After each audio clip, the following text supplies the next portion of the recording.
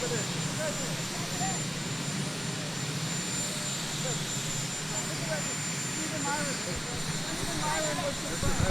signed Stephen Myron's commission. So he is now on the Fed. I'm going to call him in a few minutes from the helicopter. And he's a good man. Most of you know him. He's very talented. He'll have a big influence on this, on Too Late getting his rates down, I guess. Who knows? You never know with Too Late, but he's done a lousy job. The rate should be much lower, much lower. But I've just signed his document and all of the papers, and Steve Myron is now on. If you go to the independence on the Federal Reserve, round of fencing is now underway in Gaza City. Well, we're going to see what happens because I hear Hamas is trying to use the old human shield deal, and if they do that, they're going to be in big trouble. They're going to be in big trouble. They put it out 2 days ago that they're going to use the hostages as human shield. That's something that hasn't done for a long time, you know. you still believe in the independence on the Federal Reserve? Let me tell you, if they do that, they're in big trouble. Sir, on the independence, on the Federal Reserve, who do you believe the Federal Reserve is an independent body? What do you think about the independence? Oh, it should be, but I think they should listen to smart people like me. I think I have a better instinct than him. If you look, all the economists got it wrong. I got it right along with one other people out of 100.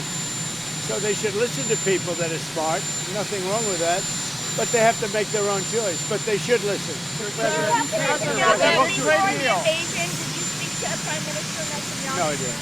What about the idea of Israel beginning its ground offensive in Gaza City? Do you support that? Well, I have to see. I mean, I don't know too much about it. I can tell you that if they put the hostages in front of them, Hamas, as protection, as they call them bodyguards, Hamas is going to have hell to pay.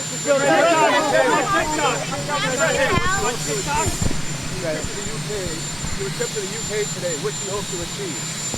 Well, my relationship is very good with the UK, and Charles, as you know, who's now king, is my friend. And it's the first time this has ever happened where somebody was honored twice, so it's a great honor. And this one's at Windsor. They've never used Windsor Castle for this before. They used Buckingham Palace. And I don't want to say one's better than the other, but they say Windsor Castle is the ultimate, right? So it's going to be nice. But basically, I'm there also on trade. They want to see if they can refine the trade deal a little bit. We made a deal, and it's a great deal.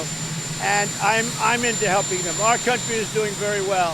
We've never done this well. We're having trillions of dollars coming because of the tariffs. They'd like to see if they could get a little bit better deal. So we'll talk to them. But primarily it's to be with Prince Charles and Camilla. They're friends of mine for a long time, long before he was king.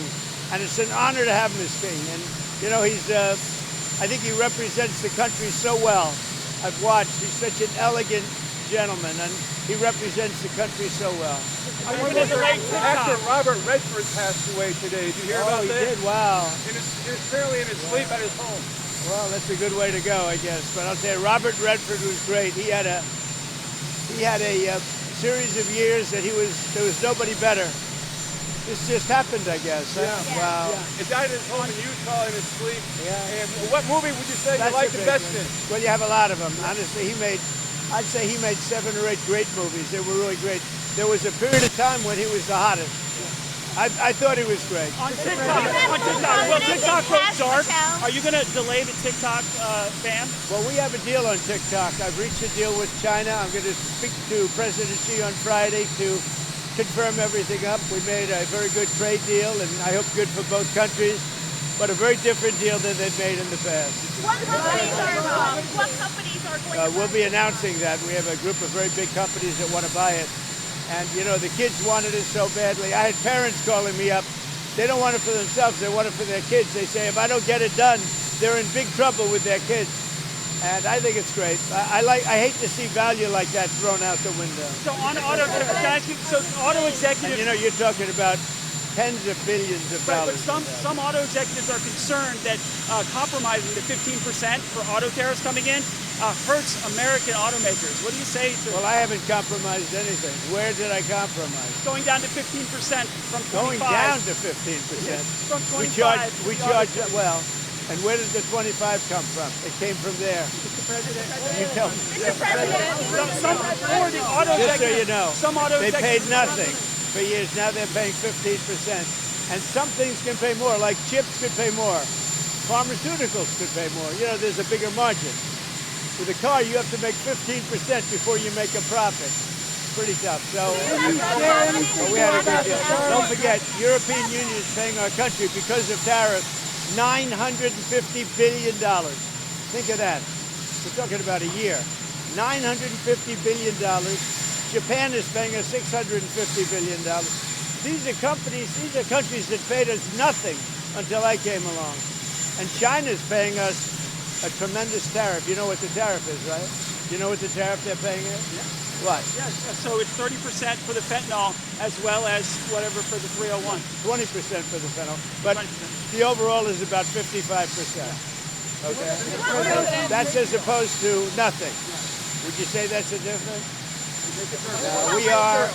We have a big decision coming up, and if the Supreme Court rules the way hopefully they will, because I mean every legal expert said we win that case, but you still have to watch. And the Supreme Court's been terrific. I think they're very fair. All I want is fairness, and we win. But if we win the Supreme Court case, which is the finalization of tariffs, we will be by far the richest country anywhere in the world, and we'll be able to help our people more, and we'll be able to help other countries when we want to. But I will say, if we win that case, our country, you see what we've taken in just on a temporary basis. We've taken in trillions of dollars, trillions with a T, and we will be by far the richest country in the world. There'll be nothing close. And you know, one other thing, we'll have tremendous power to negotiate. The use of tariffs, I settled 7 wars. 4 of them was because I was able to use tariffs. Hope Leo the other day in an interview criticized the fact that some CEOs make hundreds of times more in salary than average workers. He's worried about polarization. Yeah. Do you share that concern? Well, I do say there's a big gap. I do say that. Don't forget, I'm a popularist. There's a big gap. Mr. President, it's been a month since your meeting with Vladimir Putin in Alaska. A month on, do you think that meeting accomplished what you hoped? Yeah, it accomplished a lot, but it takes 2 to tango also. You know, those are 2 people, Zelensky and Putin, that hate each other. And it looks like I have to sit in the room with them because they can't sit in the room together. There's great hatred there. But no, that meeting accomplished a lot. Confidence in Kash Patel, and what are you hoping comes from his testimony on the Hill today? Well, first of all, I think that Pam Bondi has done an unbelievable job, and everybody agrees with that. And Kash, if you take a look at what he did with respect to this horrible person that he just captured. He did it in 2 days. It took other similar cases 4 days, 5 days, 4 years. If you look at certain shooters. Now, I have confidence in everybody in the administration. My administration, and a lot of people are saying it, not just me, it's so far the best administration ever formed. You look at our financial people. Our country is making a fortune. We have to keep tariffs because our country has become successful because of tariffs. We have the case in the Supreme Court. That's a very vital case for the success of our country. It's very vital to negotiate with other countries. And remember, other countries charge us tariffs. That's a very, very big case. And if we win that case, our country will be by far the richest country anywhere in the world. And then we can help our people. We'll get rid of debt. We'll get rid of everything. We can help our people, and we can even help other countries where they need it. Mr. President, narcotics in Venezuela. Narcotics in Venezuela. President Maduro in Venezuela says that he's getting ready to invade his country. What is his message to him? Well, I would say this right away. Stop sending Tren de Aragua into the United States. Stop sending drugs into the United States. We knocked off actually 3 boats, not 2, but you saw 2. And the problem is there are very few boats out in the water. There are not a lot of boats out in the water. I can't imagine why. Not even fishing boats. There's nobody. Nobody wants to go take a fish. So it's one of those things. But I would say to him very strongly, stop sending people from your prisons into our country. They're sending their prisoners. They've done that already. So the numbers just came out. Another month with 0 people getting into our country. And these are figures, John, with people like you that would like me to do badly. Nobody has ever done on the border like I've done. Mr. President, what will you tell President Zelensky if you meet with him in New York? What Well, will you he's going to say? have to get going and make a deal. He's going to have to make a deal. Zelensky's going to have to make a deal. And Europe has to stop buying oil from Russia. Okay? You know, they talk, but they have to stop buying oil from Russia. Mr. President, there are some. The wealthiest man who's ever occupied the White House. I hope so. How much wealthier are you now than when you were in the White House? Well, I don't know. The deals I made, for the most part, other than what my kids are doing, you know, they're running my business. But most of the deals that I've made were made before. And that's what I've done for a life. I built buildings. Like I'm building a building here. You know where I'm building? You know what? You see that area? Yeah. That is going to be the greatest ballroom anywhere in the world. And for 150, so it gives me pleasure to do it for the country. And I'm paying for it. I'm paying for it. The country's not, and that's an expensive ballroom. I think it'll cost $250 million, and it will be, I think, the finest ballroom. So for 150 years, John, you know this? They've wanted a ballroom, and now they're going to finally have it, and it's going to knock your socks off. President Trump says a president in office should be engaged in so much business activity. Well, I'm really not. My kids are running the business. I'm here. You know what the activity, where are you from? I'm from the Australian Broadcasting Corporation, Four Corners Well, program. the Australians, you're hurting Australia, right? In my opinion, you are hurting Australia very much right now. And they want to get along with me. You know, your leader is coming over to see me very soon. I'm going to tell him about you. You set a very bad tone. Go ahead, John. Okay, so Maybe you you can set a nicer When the tone. UAE does a deal, what does it want in return? Quiet. Mr. President, what are you hearing about the operation in Gaza, the Israeli operation? Are you concerned? Well, I'm hearing that they want to go in, and I'm also hearing that Hamas wants to take our 20 hostages, plus dead bodies. You know, they have about 32 of them, and they want to put them in the way of any attack. And nobody's happy about that situation. It came out yesterday. I'm sure you saw that. They want to, supposedly they've taken the hostage out of deep caves and tunnels, and they're bringing them, putting them on the front line. Nobody's heard of that one for a few centuries. You saw that the UN said that Israel is guilty of genocide, that they've committed acts of genocide in Gaza. They voted on that? They have a new report out saying multiple acts We'll of have to see. genocide. When it comes to a vote, we'll see what happens. That'll come to a vote, but we'll see what happens. And what do you make Pam Bondi saying she's going to go after hate speech? Is that, I mean, a lot of your allies say hate speech is free speech. We'll probably go after people like you because you treat me so unfairly. It's hate. You have a lot of hate in your heart. Maybe that they'll be come after appropriate? ABC. Well, ABC paid me $16 million recently for a form of hate speech, right? Your company paid me $16 million for a form of hate speech. So maybe they'll have to go after you. Look, we want everything to be fair. It hasn't been fair. And the radical left has done tremendous damage to the country. But we're fixing it. We have right now the hottest country anywhere in the world. And remember, 1 year ago, our country was dead. And now Washington, D.C. is fixed, and I fixed it. The mayor was fine. The mayor was just fine, okay? The mayor had a sick city for many years. He's been mayor for many years. The one that fixed it was me and my people, and it is so safe. You should take your beautiful wife tonight and have dinner down there. You won't be shot. You won't be accosted. You won't even be looked at incorrectly by anybody. Washington, D.C. is safe. Now we're going to Memphis, where it's pretty rough, to put it mildly. And then we're going to have to go. A friend of mine who is a big railroader, he stops in all the cities. He knows every city. He said, sir, you have to save Chicago. So I'm going to go to Chicago early against Pritzker. Pritzker's nothing. If Pritzker is smart, he'd say, please come in. So last week, over the last week and a half, 11 people in Chicago were killed, murdered, and 38 were shot. And then Pritzker, and by the way, this is going on constantly. If they lose less than 6 or 7 people a week with murder, they're doing a great job in their opinion. Yeah. Chicago is a death trap, and I'm going to make it just like I did with D.C., just like I'll do with Memphis. Now, remember this. So a man comes into my office, one of the biggest businessmen. I'll tell you, he runs Union Pacific. Is that big? Biggest railroad in the world, I guess. And he started off as a railroader. He was running a railroad, a little caboose. He was in a caboose.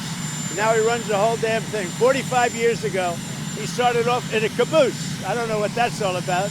And he became the top, so that's a good place to start. But he came in, he knows the country intimately. He's looking to do a merger by another railroad, the one that where it had the little problem in East Palestine. Right. And they want to buy that railroad, as you know. It's pretty public. But I sat with him and I talked. I said, so you know every city? Yes, sir. I go into every city, and I have for 45 years. I said, where would you go next? He said, St. Louis is in big trouble. He said, but Chicago is a great city. You can save Chicago, sir. Don't let Chicago die. This is the guy telling me with great knowledge and stuff. He said, don't let Chicago die, sir. It's dying. Don't let it die. I'm going to Chicago next. The UAE, Mr. President. What do you think they want when you do it? Well, I just want something to happen, whether it's federal, state, and most likely it's going to be state. But the question is whether or not we overlap with a federal judge. So they're looking at that. But the state is very competent. The governor's doing a very good job. As you know, they have the death penalty. It's a tough death penalty too, as you know, but they have the death penalty. So as to whether or not we judge, we will be working with them. We may or may not be able to judge. When it comes to the governor of Utah, what do you make of his overall message of nonviolence? Well, I agree with it. I agree 100%. But most of the violence is on the left. He said that social media is a cancer. What? Do you agree with that? He said it. The Utah governor said that social media is a cancer and more people should log off and take this time away. Well, it's not a cancer in all respects. In some respects, it's great. But there are segments, there are deep, dark holes that are cancerous, absolutely. Beyond cancer, they're death.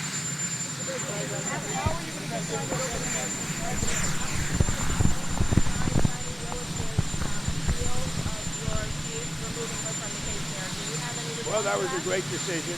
It was a rigged case to start off with. It's great. The court just ruled that she is a disaster. She's a disaster with a boyfriend. The boyfriend that she paid $1 million for his expertise, but he never did it before. Now, she should be prosecuted. What she did to people, forget about me, what Fannie Willis did to innocent people, patriots that love our country, what she did to them by indicting them and destroying them, she should be put in jail. She's a criminal. Fannie Willis is a criminal. Will you apply more pressure to EU and NATO countries not to purchase Russian oil? I do, but here's the problem. You know the problem. They're purchasing Russian oil. I don't want them purchasing Russian oil, and they've got to stop immediately. It's not fair to us. They're purchasing Russian oil, and we have to, do things. Now, the nice part, it doesn't cost us anything anymore. You know that. Yeah. They are buying everything from us, unlike Biden, who gave away $350 billion. We actually make money, but I don't want to make money. You know what I want? I want that war to stop, because last week 7,018 people got killed. Can you provide a president? Hospital started today, just now. You announced 70 veterans in Ukraine 2 months ago. Where are you from? Ukraine. Will they come, and do you know when they will come? The patriots. What? Who come? The patriots. You announced 70 patriots to Ukraine 2 months ago. Look, let me just tell you, I love Ukraine. I love the people of Ukraine. That's why I asked. I thought that was a little Ukrainian accent, but the country's in serious trouble. It should have never happened. It's a war that should have never happened. The country's in very serious trouble, but I'm going to get it stopped. I've done seven countries. I've stopped 7 wars in the last 8 months. I thought that would have been the easiest because I know Putin, but it's not. Because there's tremendous hatred between Zelensky and Putin. Tremendous hatred between Zelensky and Putin. But we're going to get it stopped. How will you go to the Supreme Court to stop Mr. Cook?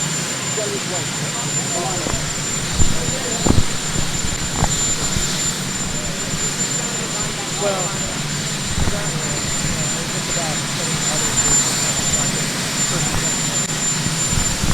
I'm